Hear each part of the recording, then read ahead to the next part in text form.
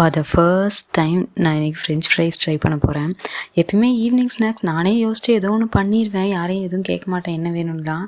ஆனால் எனக்கே இன்றைக்கி என்ன செய்கிறதுன்னு ஒரு யோசனையாக இருந்துச்சா, சரின்னு என் பையன்கிட்ட கேட்டால் அவன் ஃப்ரெஞ்ச் ஃப்ரைஸுன்னானா நான் பாட்டில் ஏதாவது செஞ்சு கொடுத்துருந்தா அவன் பாட்டில் கம்முன்னு சாப்பிட்ருந்துருப்பான். இப்போ வேறு கேட்டுட்டுனா அதை செய்யாட்டி அப்புறம் பொக்குன்னு போயிடுவான்ட்டு, சரி எவ்வளோ நேரம் ஆயிருப்போது செஞ்சிடலாம் அப்படின்னு சொல்லி செய்ய ஆரம்பிச்சிட்டேன். அப்புறம் தான் தெரியுது அது போது நான் பாட்டில் செஞ்சுக்கிட்டே இருக்கிறேன். ஆனால் சூப்பராக வந்திருந்தது, எல்லாத்துக்கும் ரொம்ப பிடிச்சிருந்துச்சி. வாங்க நான் உங்கள் கூட ரெசிபி ஷேர் பண்ணிக்கிறேன். வெல்கம் டு முகில் நிலா இல்லம். நம்ம சேனல் சப்ஸ்கிரைப் பண்ணிக்கோங்க. நல்ல வேலை மார்க்கெட்டில் பெரிய பெரிய உருளைக்கிழங்காக இந்த வாட்டி வாங்கிட்டு வந்திருந்தாங்களா, அதனால் ஈஸியாக இருந்துச்சு தோல் சீவறதுக்கு. ஒரு 4-5 மட்டும் எடுத்து வேக வேகமாக தோல் சீவி நல்லா நீல வாக்கில் ஃபிங்கர் சைஸில் நல்லா கட் பண்ணிக்கிட்டேன். அதுக்கப்புறமேட்டுக்கா அதை நல்லா உப்பு தண்ணியில் போட்டு கொஞ்ச நேரம் வேக வச்சு எடுத்துக்கலாம். ரொம்ப வேகக்கூடாது, சும்மா லைட்டாக ஒரு 50% வெந்தால் போதும். ஏன்னா நம்ம வேக வச்சுட்டு அப்புறம் பொரிக்கும்போது உள்ளே நல்லா சாஃப்டாக வெளியே நல்லா கிறிஸ்பியாக வரும். சரி இதுக்கு எப்படி லேட் ஆகும், அதுக்கு நடுவில் டீயை கொடுத்துடலான்ட்டு டீயை போட்டு கொடுத்துட்டேன் எல்லாத்துக்கும். வேக வச்சதை வடிகட்டி ஒரு கிளாத்தில் போட்டு அந்த எக்ஸஸ் வாட்டரெல்லாம் எடுத்துடுறேன். ஏன்னா எண்ணெயில் போடும்போது அது தெறிக்கும்ல, அதுக்காக. அப்புறம் கொஞ்சம் கொஞ்சமாக எண்ணெயில் போட்டு பொரித்து எடுத்து வச்சுக்கிறேன். நம்ம ஃப்ரெஞ்ச் ஃப்ரைஸ்க்கு 2 டைம் பொரிக்கணும். ஃபஸ்ட்டு சும்மா நார்மலாக ஓரளவுக்கு பொரித்து எடுத்து வச்சுக்கிறேன். செகண்ட் டைம் பொரிக்கும்போது கொஞ்சம் கோல்டன் ப்ரௌனாக எடுக்கும்போது நமக்கு நல்லா சாப்பிட்றதுக்கு நல்லா வெளியே நல்லா கிறிஸ்பியாக இருக்கும்.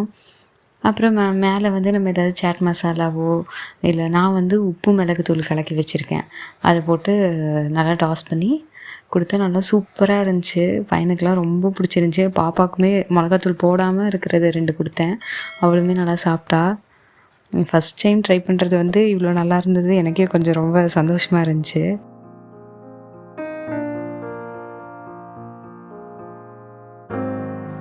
நீங்கள் இந்த மாதிரி எந்த ரெசிபி ஃபர்ஸ்ட் டைம் ட்ரை பண்ணி அது ஹிட் ஆகிருக்கு அப்படின்னு சொல்லி கீழே கமெண்ட்ஸில் சொல்லுங்கள். டின்னருக்கு தக்காளி தோசைன்னு மொதவே முடிவு பண்ணியிருந்தேன். ஏன்னா மார்க்கெட்டில் 3 கிலோ தக்காளி வாங்கிட்டு வந்துட்டாங்க. போன வாரம் தக்காளி தொக்கு போட்டிருந்தேன் லாஸ்ட் டைம், ஒரு 2 வீக்ஸ் பேக்கு. அதனால் இந்த டைமும் அதே தக்காளி தொக்கு போடுறதா அப்படின்னு சொல்லிட்டு அதை நான் அவாய்ட் பண்ணிவிட்டு தக்காளி சாப்பாடு, தக்காளி கடையல், தக்காளி குழம்பு இந்த மாதிரி வச்சு முடிச்சிடலாம் அப்படின்னு சொல்லிட்டு பிளான் பண்ணியிருந்தேன்.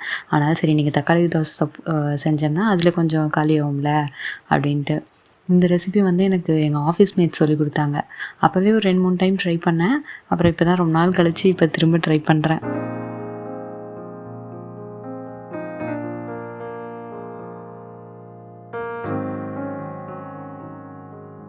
அதுக்கு தக்காளி, இஞ்சி, பூண்டு நல்லா அரைச்சி எடுத்துகிட்டு வந்துக்கணும்.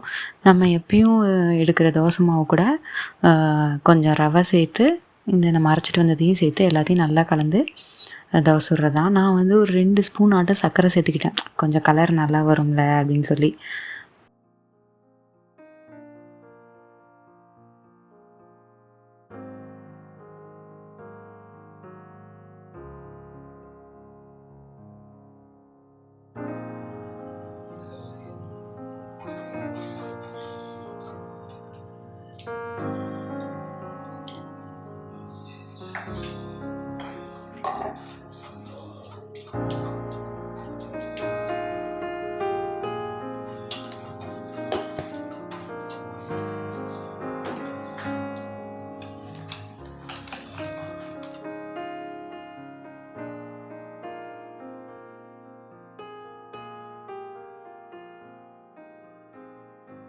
அப்படியே தோசை சுட சைட் பை சைடு தேங்காய் உடச்சி சட்னிக்கு ரெடி பண்ணிட்டேன்.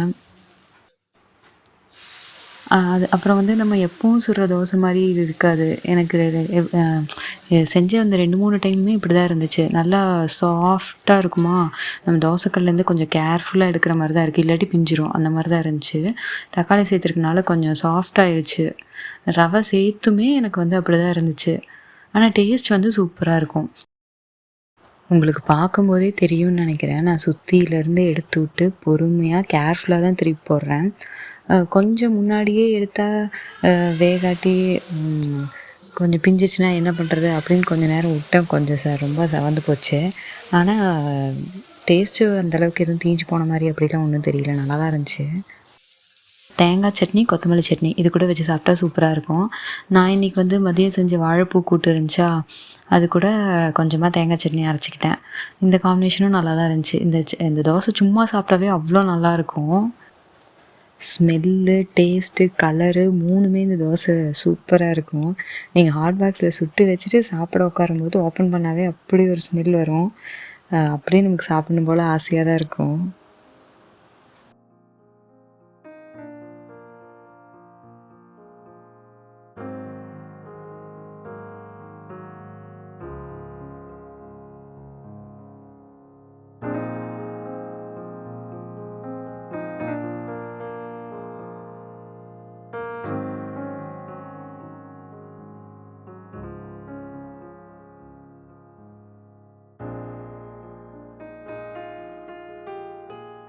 சமைச்சிட்ருக்கப்ப என்னோடய கிச்சன் ஸ்லாப் இவ்வளோ நீட்டாக இருக்கிறது ரொம்ப பெரிய விஷயம். ஃப்ரிட்ஜில் இருக்கிறது பூரா ஸ்லாப்பில் தான் இருக்கும். கபோர்டுக்குள்ளே இருக்கிறது தட்டு, டம்ளரு, ஸ்பூனு எல்லாம் மேலே தான் இருக்கும். இன்னைக்கு கொஞ்சம் நீட் பண்ணிவிட்டு அப்புறம் தான் சமைக்கவே ஆரம்பித்தேன்.